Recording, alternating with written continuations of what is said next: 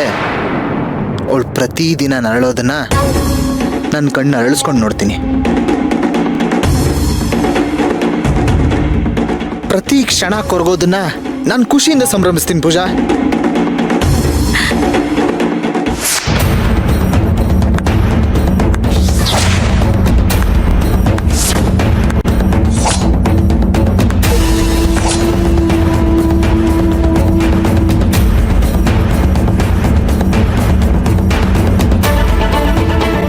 ಹೇಳ ಅಶ್ವಿನ್, ಯಾಕೆ ನಿಲ್ಲಿಸ್ಬಿಟ್ಟೆ?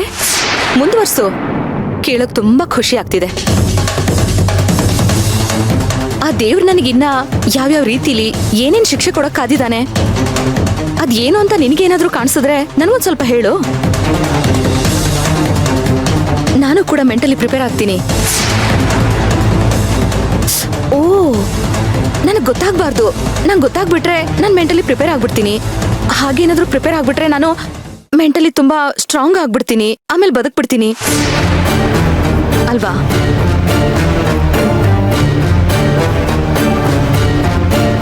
ಅಶ್ವಿನ್, ನಾಳೆ ನಾನು ಮನೆ ಬಿಟ್ಟು ಹೋಗ್ತೀನಿ. ನಾನು ಈಗ್ಲೂ ನಿಮಗೆ ಹೇಳೋದಿಷ್ಟೇ, ಇದೇ ಸತ್ಯ ಕೂಡ. ನಾನು ಪೂಜಾಗ್ ಒಳ್ಳೇದಾಗ್ಲಿ ಅಂತಾನೆ ಅವಳಿಗೆ ಹಾಲು ಕೊಡ್ತಾ ಇದ್ದೆ. ಅದನ್ನ ಬಿಟ್ಟು ನನಗೆ ಬೇರೆ ಯಾವ ಕೆಟ್ಟ ಉದ್ದೇಶನೂ ಇರಲಿಲ್ಲ. ಇವಳಿಗೆ ಕೆಟ್ಟದಾಗ್ಲಿ ಅಂತ ನಾನು ಯಾವತ್ತೂ ಕನಸಲ್ಲೂ ಬಯಸ್ತೋಳಲ್ಲ. ನಾನು ಮಗುನ ಕಳ್ಕೊಂಡವಳು. ಮಗುನ ಕಳ್ಕೊಂಡಿರೋ ನೋವು ಏನು ಅಂತ ನನಗೂ ತುಂಬಾ ಚೆನ್ನಾಗಿ ಗೊತ್ತಿದೆ. ನನಗ್ ಮಕ್ಕಳಾಗ್ಲಿಲ್ಲ ಅಂತ ನಿಮ್ಗಳಿಗೂ ಮಕ್ಕಳಾಗ್ಬಾರ್ದು ಅಂತ ಬಯಸೋಷ್ಟು ಕೆಟ್ಟವಳು ನಾನಲ್ಲ. ನಿಮ್ ವಂಶ ಬೆಳಿಬಾರ್ದು ಅಂತ ಬಯಸೋ ಅಂಥವಳು ನಾನಲ್ಲ.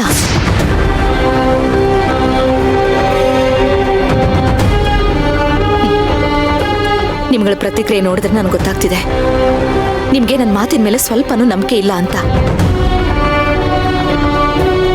ಮುಂದೊಂದಿನ ಯಾವತ್ತಾದ್ರೂ ನಾನ್ ತಪ್ಪಿಲ್ಲ ಅನ್ನೋ ಸತ್ಯ ಗೊತ್ತಾದ್ರೆ, ಅಥವಾ ನಾನ್ ತಪ್ಪು ಮಾಡಿಲ್ಲ ಅಂತ ನಿಮ್ ಮನ್ಸಿಗೆ ಏನಾದ್ರೂ ಅನ್ಸಿದ್ರೆ ತಪ್ಪದೆ ಒಂದ್ ಫೋನ್ ಮಾಡಿ. ಅಂಥ ಒಂದು ಫೋನ್ ಕರೆಗೋಸ್ಕರ ನಾನ್ ಕಾಯ್ತಾ ಇರ್ತೀನಿ. ಯಾರಿಗ್ ಗೊತ್ತು, ಆ ದೇವ್ರು ಸೇರಿ ಎಲ್ರೂ ಆಡ್ತಿರೋ ಲಾಟ್ರಿ ಆಟದಲ್ಲಿ ನನ್ಗೆ ಯಾವತ್ತಾದ್ರೂ ಬಂಪರ್ ಬಹುಮಾನ ಬಂದ್ರೂ ಬರಬಹುದು.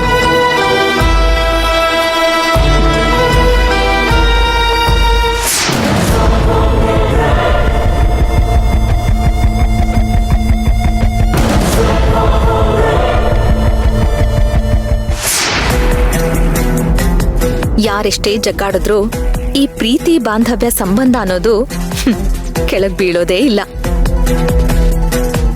ನೀನೆಷ್ಟೇ ಪ್ರಯತ್ನ ಪಟ್ರು ಯಾರನ್ನೂ ನನ್ನಿಂದ ದೂರ ಮಾಡ್ದಕ್ಕಾಗಲ್ಲ. ಅವ್ರು ಇಷ್ಟಪಟ್ಟ ಹಾಗೆ ಅವ್ರಿಗೆ ಡಿವೋರ್ಸ್ ಕೊಡಕ್ಕೆ ನಾನು ಸಿದ್ಧವಾಗಿದ್ದೀನಿ.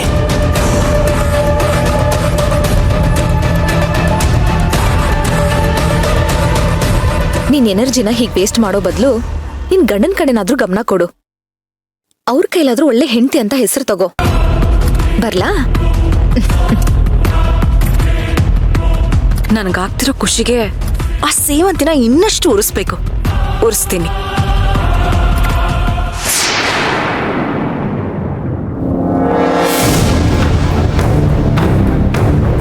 ನಾನು ನಿನ್ನ ಹತ್ರನೇ ಮಾತಾಡ್ಬೇಕು ಅಂತ ಬರ್ತಿದ್ದೆ. ನಾನು ನಿನ್ ಜೊತೆನೆ ಮಾತಾಡ್ಬೇಕು ಅಂತ ಬಂದೆ. ಹೌದಾ? ಹೇಳು. ಮೊದ್ಲು ನೀನ್ ಹೇಳು. ಈ ಮನೆ ಹಿರಿ ಸೊಸೆ ನೀನು, ಸೊ ಮೊದ್ಲು ನೀನ್ ಹೇಳು. ಈ ಮನೆಗೆ ಮೊದ್ಲು ಸೊಸೆಯಾಗಿ ಬಂದೋಳು ನೀನು, ಸೊ ಮೊದ್ಲು ನೀನ್ ಹೇಳು. ಇಲ್ಲಿಂದ ನಾನೇ ಹೋಗ್ತಾ ಇದ್ದೀನಿ. ಓ, ಹೊರಟೋಗ್ಬೇಕು ಅಂತ ಡಿಸೈಡ್ ಮಾಡ್ಬಿಟ್ಯಾ?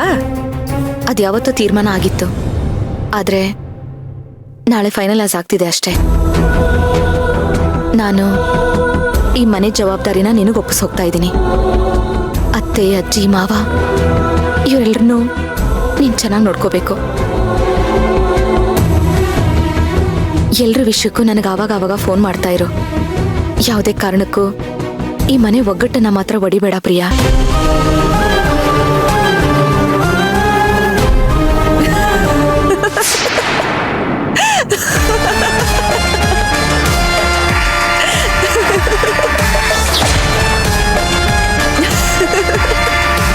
ಪೆದ್ದಿ ಕಣೆ ನೀನು. ನೀನ್ ಸುತ್ತಮುತ್ತ ಏನ್ ನಡೀತಾ ಇದೆ, ಯಾರು ನಿನಗೆ ಏನ್ ಮಾಡ್ತಿದ್ದಾರೆ ಅಂತ ಇಷ್ಟ ಅನುಭವ ಆದ್ರೂ ನಿನಗೆ ಗೊತ್ತಾಗ್ತಿಲ್ಲ ನೋಡು. ಇದಕ್ಕೆ ಆಶ್ರಮದಲ್ಲಿ ಇರ್ಬೇಕಾದ್ರೆ ಶಾಂತಮೂರ್ತಿ ಅಪ್ಪ ಹೇಳ್ತಾ ಇದ್ರು, ಸೇವಂತಿಗೆ ಲೋಕಜ್ಞಾನ ಕಮ್ಮಿ ಅಂತ. ಹೌದು, ನಾಳೆ ಸರಕ್ಕಂತ ರಾಕೆಟ್ ಸ್ಪೀಡ್ ಅಲ್ಲಿ ಇಲ್ಲಿಂದ ಹೋಗ್ತೀಯಲ್ಲ, ಆಗ ನೀನ್ ಓಡ್ಸಕ್ಕೆ ಬತ್ತಿ ಇಟ್ಟಿದ್ ಯಾರು ಅಂತ ನಿನಗೆ ಗೊತ್ತಾ? ನಾನೇ.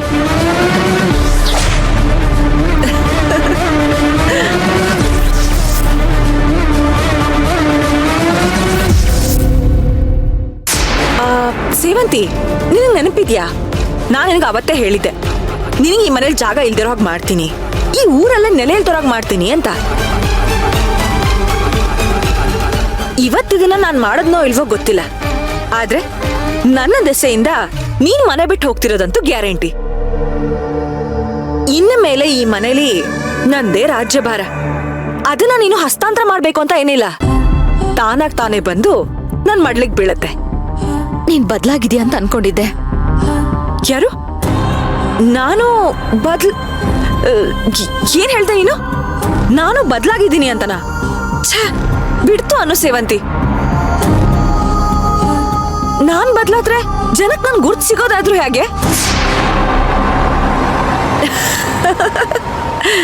ನಾನ್ ಬದ್ಲಾಯಿಸಿದ್ದು ನಿನ್ನ ಹಣೆ ಬರಣ. ಬೇಡ ಪ್ರಿಯಾ, ಕರ್ಣಭಾವ ತುಂಬಾ ಒಳ್ಳೆ ಮನುಷ್ಯ. ಅಂಥವ್ರನ್ನ ನೀನು ಗಂಡ ಆಗಿ ಪಡೆಯೋದಕ್ಕೆ ತುಂಬಾ ಪುಣ್ಯ ಮಾಡಿದೀಯಾ. ನೋಡು, ನೀನ್ ಈ ಹಳೆ ದ್ವೇಷಗಳನ್ನೆಲ್ಲ ಮರ್ತು ಅವ್ರ ಜೊತೆ ಸುಖವಾಗಿ ಸಂಸಾರ ಮಾಡ್ಕೊಂಡು ಹೋಗೋದ್ರ ಕಡೆ ಗಮನ ಕೊಡು. ಪರವಾಗಿಲ್ವೇ?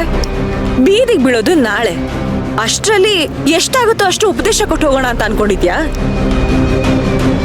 ಲೇ ಸೇವಂತಿ, ಸಂಸಾರ ಹೇಗ್ ಮಾಡ್ಬೇಕು ಅಂತ ನಿನ್ನಂತ ಡಿವೋರ್ಸಿಂದ ಕಲಿಬೇಕಾಗಿಲ್ಲ ನಾನು.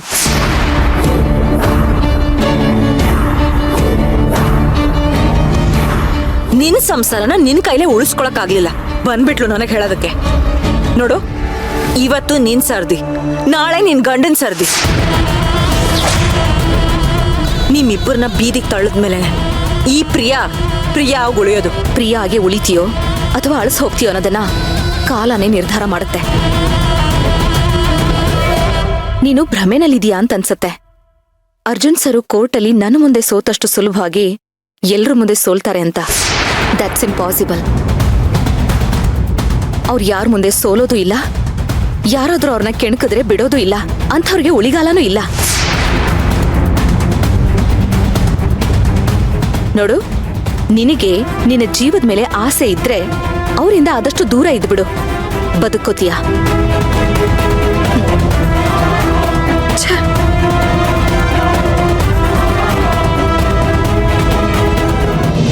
ನನ್ ಮೊಮ್ಮಗ ಸೇವಂತಿನ್ ಬಿಟ್ಟು ಬದುಕಿರ್ತಾನ.